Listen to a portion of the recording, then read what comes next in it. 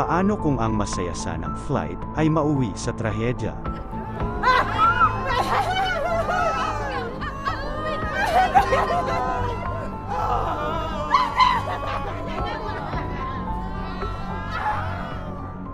Alamin natin ang tragedy na nangyari sa Flight 812.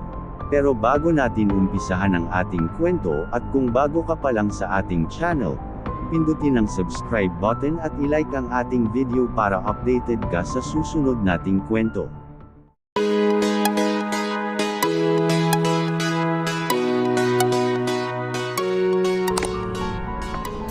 Noong ika-25 ng Mayo taong 2000, ang PAL Flight 812 ay umalis sa paliparan ng Francisco Bangoy sa Davao sa alas 2 ng hapon.